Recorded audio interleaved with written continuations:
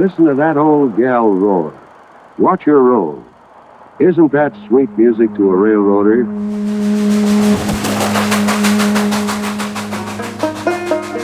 Maybe you won't admit it, but I'll bet it makes the shivers run up and down your spine. There's something about this railroad game that really gets in your blood. It's the reason why many of our families have been railroading for generations. 2024 was transformational. It's fair to say that it changed everything because this is the year that we're proving that this has staying power.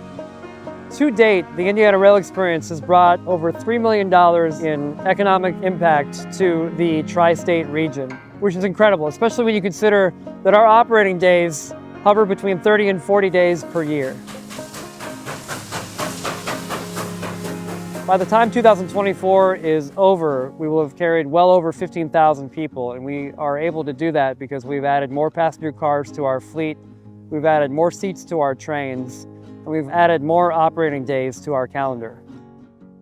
We're always growing, we've always got room to get better, but I feel like this year we have our act together in a way that is being noticed. People have noticed that we're more prim, more polished, we're providing a better product. Our guest experience, I think, is the best it's ever been in my tenure. And we're all pretty proud of it because it doesn't just come overnight, it comes through acknowledging what we may not be good at is what's really changed this organization, and it's why I'm proud to be part of it. Our volunteer base has grown exponentially. We have people of all different backgrounds, different talents, different skill sets contributing. When we have volunteer retreats or training sessions, it's just great to have such a pool of talent to do about any task that's required to keep this operation rolling. I started volunteering this year, and I have to say, looking around and getting to know the crew a little bit more and actually getting to be behind some of the magic, I can be able to look at people and say, I did a little bit of that.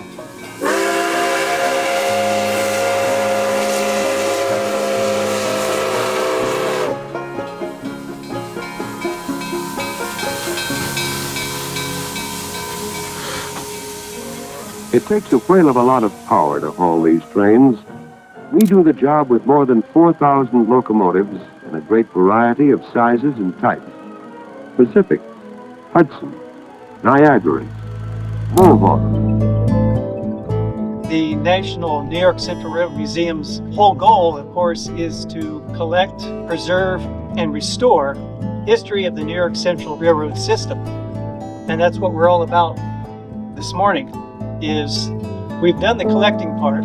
It's here. Now it's time for preservation and restoration. Today we are launching the American Locomotive Project. This effort envisions bringing New York Central Steam Locomotive number 3001 back to life, to become a part of our offerings. But this is not a simple or straightforward process. The organization that had brought the Mohawk to Elkhart had dissolved, and the ownership of the Mohawk was in question. So it was a really ripe opportunity for us to step in. We got a hold of a mechanical inspection that was performed by FMW Solutions and sponsored by Wick Moorman. We initiated a conversation with the city of Elkhart, and they really were interested in what we had to say. And we started to have a conversation with a number of potential sponsors, donors, and supporters about what it would take to consider a new future for the Mohawk. When Fort Wayne started teasing the Mohawk, I thought, something's up here. A buddy of mine called me up one day 2.5 years ago and said, hey, there's this guy in Lorain, Ohio that says he has locomotive drawings. For every single locomotive that the New York Central was running at the time. There were Hudsons, there were Mohawks, and there were Niagaras and Pacifics. I got all of the Mohawk drawings, I scanned and photographed them, and then we basically all sat on them until the big reveal. A lot of people will get the dopamine hit when they click like or subscribe on social media, but unless those actions turn into fundraising dollars, these projects do not proceed. If this news excites you, turn that excitement into action. This project cannot happen by likes on social media alone. We need donations, contributions, champions, large and small, one-time and recurring. We will need volunteers both in the shop and aboard our passenger trains. Because there's nothing worse than a project that everybody says, we're going to do this, but they have no plan, they have no path to success. That's not good for preservation as a whole, because when something dies on the vine, faith in preservation is lost. So we want to be able to very clearly, transparently say, these are the milestones. And everybody always wants to know, when's it going to run, when's it going to be done? Well, there's your answer. It's not going to be done until these milestones are hit. One individual, one group can't afford to do that on their own. So it's going to take a community. And I think the New York Central community is going to show up for this one. So I'm hoping. The New York Central system represents this incredible cross-section of American culture, ingenuity, engineering. To operate a passenger train with a New York Central locomotive, pulling people on a New York Central passenger coach, delivering people to and from New York Central passenger stations. It's a reenactment, but it's a reenactment with the actual physical, tangible assets that were there 80 plus years ago, doing exactly what they did together. Even though it is such a great challenge that lies before us, the timing is really special to get 3001 and bring it back to life again. Together with an ever-growing fleet of diesels, we have a fine railroad with fine equipment.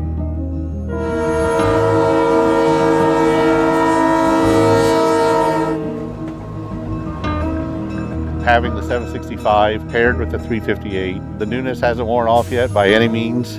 The first day I came out here to switch with it, for me to call out the locomotive number 358, I don't know, it felt like you were just kind of floating on a cloud for a moment, to be able to say, back up 3 cars, 358. When we were in the middle of it, it seemed like we would never get to the day of operation. Yeah, it was pretty well stripped out when we received it. The larger copper product on it, so like traction motor cables, control wiring, battery cables, that type of thing, was removed. A lot of grit, spit, duct tape, as they say. When I volunteered, it was a little later in the restoration, so I started on a lot of the cosmetics that I could reach out. I spent multiple days removing layer upon layer of paint off the truck sets, off the fuel tanks, and anything else I could reach at the time to try and get it prepped for primer, to try and get a good baseline so we can get a nice paint job now. Now it's all together in a beautiful paint job on top of that. Seeing 358 run is like a long dream realized. The first tri-state, I took my dad up to go see that. He's not exactly a rail fan, unlike me. Even he commented how much he liked the diesel. It has its own history on the railroad that I think we can now celebrate and begin to tell the story of the SD9. The SD9s for the nickel plate were one of the first locomotives to really put the final nail in the coffin, so to speak, for the steam engine. Just what the technology was in 1944 compared to 1957, and then right up to today as well. It is wonderful to see 358 back in service, especially what it looked like before. It's such a showpiece that it really presents what we're capable of, what we're about, and we just like to keep things shiny and nice. So as remarkable as the locomotives are, they would be useless if there weren't cars to pull behind them. At the very start of the Indiana Rail experience, we had 0 passenger cars. In 2022, we knew this opportunity was ahead of us. We had 0 serviceable passenger cars, and now we have a train set of 9 cars. And we are in the process of restoring and adding to this fleet all the time, so we rely less and less on cars that we are leasing. We're looking for passenger cars, and there were people looking to protect their passenger cars and maybe didn't utilize them as much as they'd like to.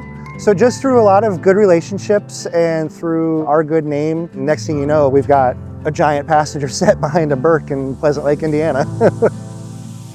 We added many passenger cars to our fleet this year, namely the elephant cars, the open air cars. They're former Ringling Brothers circus cars that have been turned into these beautiful lounge cars.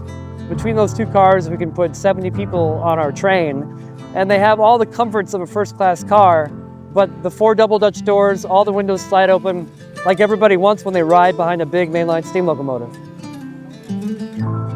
The Kitchigami Club. This is a former nickel plate business car. It rode behind steam locomotives and diesel locomotives of the nickel plate. There are very few nickel plate Pullmans left, and we had an opportunity earlier this season to bring it to Indiana. Kichigami Club can give you a Pullman experience from what it was like in the 20s, 30s, and 40s. Center Lever Park into 5735 and give you a nice open lounge area. All these cars offer new first-class experiences that are all unique in their own right, help open up a new curb appeal, and help get more people enthused and excited for the trips that we're offering. Regardless of who you are, where you're from, if you take something that you enjoy and put it on one of our trains, that's where the magic is, and that is what we offer as a part of the Indiana Rail experience. Just what does good business mean to us? It means those trips we have planned for years. Service is a big word in our game. This is the kind that passengers really enjoy. The kind that means the last word in travel comfort and dependability. We can call the roll and be mighty proud of the names we all know so well, that are favorites of the traveling public, our customers. Totally worth it. Completely worth it. Would do it again. It's always worth it. They say a steam engine run? I can definitely see us doing this a yearly thing even. I enjoy all the happy smiles and laughter, and I love the sound of the steam train. We gotta say, I love it. I love the cinders. I love everything.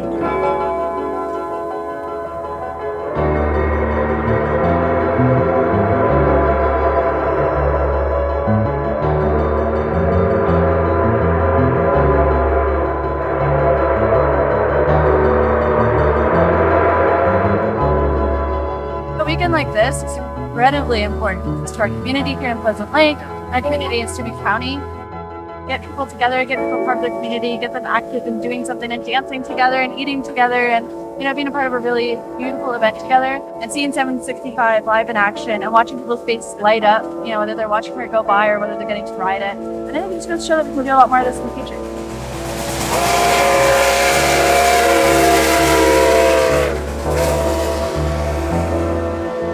We're more than just cornfields, we're more than just hills, we're more than just rural communities. When you bunch this together, it's a moving event. The future for us, with recent news of the New York Central 2001 being restored back to operating condition, is a big door that opens up for us now. People want more than just a train ride. They want to experience the past. We've really developed the tourism in this area, and it's just different. A day actually working on this stuff, it's fun. It's a blast. I come home feeling more rewarded with myself than I do sometimes with my own job. This is a billboard event. These are billboard attractions. This is an area that may not get too much tourism traffic, but if you say the Indiana Rail experience, we kind of help put this area on the map. Most of us that are in this organization come from Midwest America, and so we have a very firm respect for small town America. Pleasant Lake is quintessential small town America. Today will be 275 passengers, and tomorrow will be 275 passengers in this town of 500. The word experience is right in the name of the program, because you don't need to be a history nerd, a train fan. You don't need to know that the 765 was built in 1944 to have an emotional experience, to have a cultural experience, to have any sort of interesting day out with your friends or family or loved ones on any of our trains. This isn't just a fluke. It's not just a flash in the pan. And so this is the year that really kind of changes everything, because this is the year that we prove that this has staying power.